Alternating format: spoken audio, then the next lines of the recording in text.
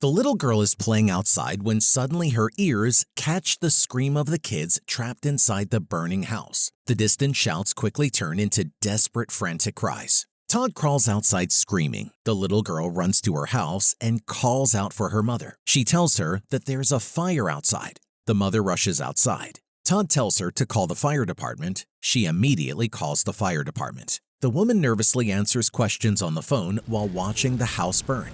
Yeah, it's my neighbor's.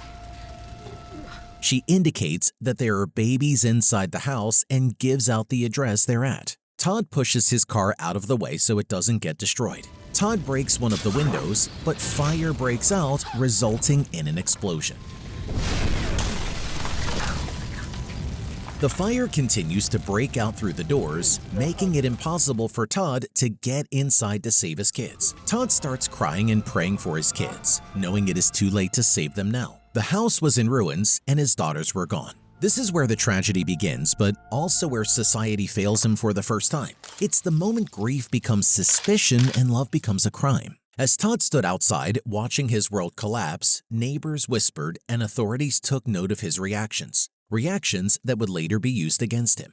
The police investigators gather information, examining the scene, interviewing witnesses, and analyzing what little evidence remains after the incident. As they piece together their findings, they formulate their own hypothesis on how the fire might have started. Both investigators become increasingly convinced that Todd is responsible, believing he deliberately set the fire while the children were asleep, ensuring they had no chance to escape. Todd and his wife Stacy are down at the police station being questioned by the investigators. Anything unusual happen? They ask him all sorts of questions ranging from the night before the fire to questions about past disturbances in their relationship. Todd has been in a lot of trouble before, so they are suspicious of him. Todd tells them everything that happened that day, but the investigators don't seem convinced. Todd wasn't perfect. He had a temper and his relationship with Sherry was filled with arguments, but he loved his children deeply. Because you don't have a fucking job, that's why. That love, however, would soon be overshadowed by tragedy, suspicion, and a system that was all too quick to judge. Then I realized I could hear Amber screaming, "Daddy, Daddy." After their children's funeral, Todd and Stacy get into a heated argument while heading home. I'm hurting too, baby. Did you hear a word I said?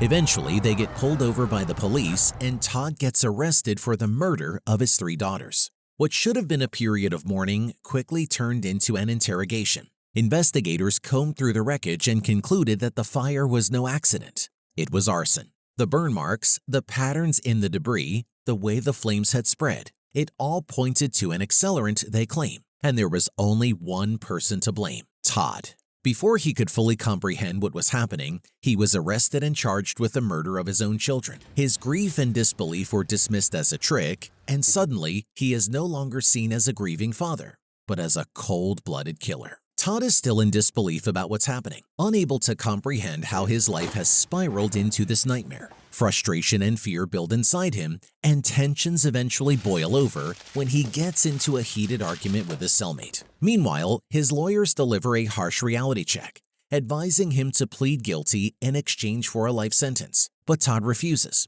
standing firm in his innocence, unwilling to admit to a crime he didn't commit. They better start digging my grave now, because I'll die before I say I killed my own kid. His lawyer, however, is growing impatient, seeing no way to win the case. He refuses to put Todd on the stand, convinced that his temper and defiance will do more harm than good, and continues to insist that taking a guilty plea is his only chance of survival. Todd's trial goes swift and unforgiving. The prosecution paints him as a violent, short-tempered man who had set his own house on fire in a fit of rage. This was no arson.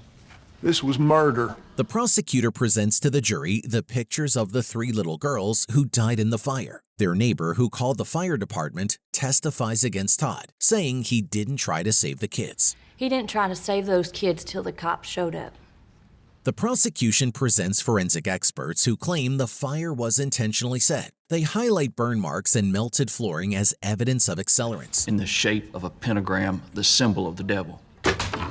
Todd's defense is weak, unable to counter the prosecution's claims effectively. His lawyer fails to mount a strong defense. A fellow inmate testifies that Willingham confessed to setting the fire. This testimony, despite its questionable reliability, becomes a key factor in his conviction. He decided that he was going to cover it up by starting a fire. Hell no. Todd's defense is weak, unable to counter the flawed fire science being presented. The jury took little time to reach a verdict: guilty. Will the defendant rise? Just like in Just Mercy 2019, we see how flawed forensic testimony and racial social bias can decide someone's life in minutes. The courtroom didn't want truth. It wanted closure. Willingham is found guilty of murder and sentenced to death. You are sentenced to death.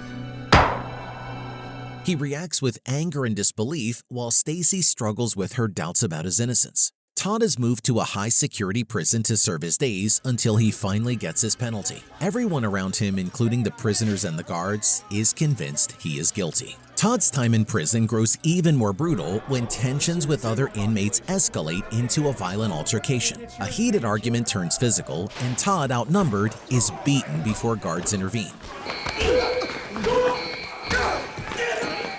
Each beating leaves him more broken, his body aching, his spirit wavering. With no one to turn to and no way to fight back, Todd is left alone with his thoughts, his anger, and the overwhelming fear that he may never leave prison alive. Willingham spends years in a solitary prison cell, growing more frustrated and hopeless. He writes letters to the outside world proclaiming his innocence and describing his life behind bars. He also writes letters to his wife Stacy, who hasn't come to visit him after his imprisonment. It already feels like so long ago.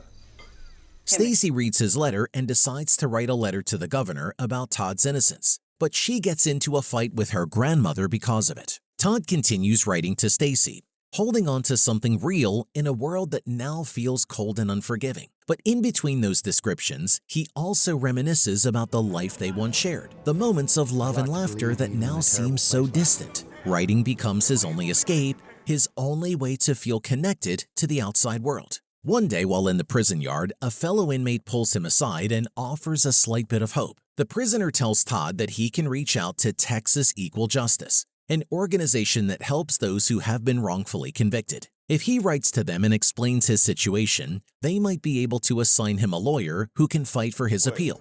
You saying I can get me a new lawyer with no money? Yeah, boy. He returns to his cell that night, determined to write yet another letter. A new lawyer is assigned to him, and he provides him with books that might be helpful to him, and asks if he has any other assistance that might help them in the process. Todd tells him there isn't anybody that's willing to help him. In prison, Todd and the other prisoners wait for their dates while bidding farewell to the prisoners who have received their penalty dates. Let's go, brother. Yes, you can, Ron. Yes, you can. Yes, you can, brother.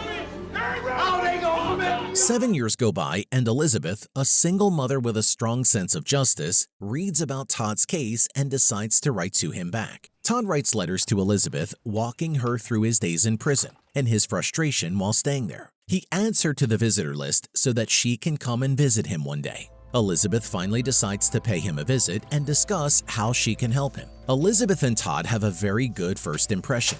Thank you for coming, Mrs. Gilbert.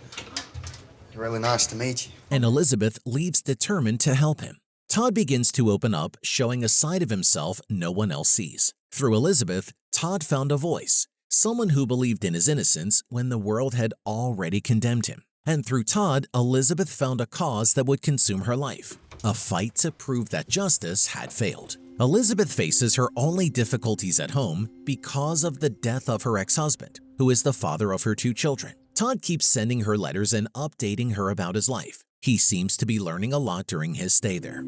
I guess after all this time, the hate just kind of burned out of me. Elizabeth starts visiting Todd more frequently, and with each visit, their conversations grow deeper and more personal. Much like in Dead Man Walking, this unlikely bond becomes more than just legal help. It becomes a spiritual redemption. They open up about their pasts, their regrets, and the pain they both carry. They talk about their lost spouses, Elizabeth's divorce, and Todd's fractured marriage. They share stories about their children, the joys and the struggles of parenthood, and the ache of being separated from them. Through their conversations, Elizabeth starts to see Todd not as the man the world has condemned, but as someone who has been left behind by a system that will never give him a chance. Todd tries to build a healthy relationship with the prison guards and even shares some of the wisdom he picked up from the books he reads. To live is to suffer, and to survive, you have to find meaning in the suffering. He mentions that he made a promise to his daughter and that she often visits him in his mind. To live is to suffer. He maintains a peaceful interaction with the prison guard and even shares personal information like the guard's daughter's name. Todd keeps on having imaginary interactions with his eldest daughter, moments that bring him both comfort and pain as he struggles to cope with his isolation. Sometimes he imagines having full conversations with her. Through letters and prison visits, Elizabeth and Todd develop a deep bond. She encourages him to keep fighting for justice, and he finds comfort in their unlikely friendship. Sometimes, that hour between 6 and 7 in the morning. Determined to prove Todd's innocence, Elizabeth contacts fire experts and legal advocates, uncovering evidence that the original investigation was flawed. Mr. Horton? No questions, Your Honor. She contacts attorneys and journalists to get Todd's case reviewed. Elizabeth confronts Todd's cellmate. She lays out the facts, making it clear that she knows he lied and that his testimony played a crucial role in Todd's wrongful conviction. She urges him to do the right thing, to come forward and admit the truth so that Todd might have a chance at freedom. You felt like you knew Todd well at all, or? Elizabeth tells him about the new findings she has uncovered, evidence that challenges the original testimonies that clearly show it is fabricated and could finally prove his innocence. Her voice is filled with hope. I think the DA paid somebody to pay him off. He took a bribe. Todd does not share her enthusiasm. He reminds her that he has already used 5 of his appeals, each one ending in disappointment, each one bringing him closer to the end of the road. Elizabeth sees the doubt in his eyes, but she refuses to back down. She insists that this time is different. That's why we're not going to give up for 1 second. Elizabeth goes to a radio station and reveals that she believes he is innocent. Todd gets to listen to Elizabeth talk about I him. am helping his lawyer. Todd's trial was a complete travesty. After a while, the guard hands him an envelope revealing that his execution date has been set for February 17th. Elizabeth tells Todd about a new fire expert she finds that will help them in the case. But Todd grows frustrated about the whole thing because his date has been set and he thinks it doesn't matter what they will find, because he will soon be facing the reality. I am here to die. Todd reveals his regrets to Elizabeth. He wasn't able to save his kids because when he got to their room, he knew they were already dead, so he ran out of there. I already knew that they were. Elizabeth tries to convince Todd's wife Stacy to visit him and even help him by testifying in his favor. Stacy refuses to do it because of her brother, who convinced her that if Todd gets off, they will arrest her instead of him and that he will help them do it. A new fire scientist analyzes the case and finds that the methods used in the original investigation were outdated and incorrect. They concluded the fire was likely accidental. Nothing? Exactly. No burn signature. With his execution date approaching, Todd's lawyer and legal advocates petitioned Texas Governor Rick Perry to reconsider the case based on the new forensic findings. Despite the new expert reports, the governor refuses to grant a stay of execution, sealing Todd's fate. The system moved slowly and time was running out. Appeals were denied, and despite overwhelming evidence that Todd's conviction was based on junk science, his execution date remains unchanged. Todd's wife finally comes to visit him after all these years. But their interaction doesn't go well as Todd is angry at Stacy for not visiting him all this time. 12 years it's taken you to pluck up the courage to come see me. As Todd is about to ask Stacy to defend him one last time, Stacy refuses and flees the scene. Just this one thing, please. It is time to move Todd close to the chambers. Todd is starting to lose all hope with only 5 days left. And once they move the prisoners close to the chambers and get to request any food they want, it is time for execution. Todd's cellmate sees Todd on TV and feels guilty about what happened. He decides to write a letter claiming he was forced to testify against Todd by the district attorney's office and other officials. I was forced to testify against Mr. Willingham.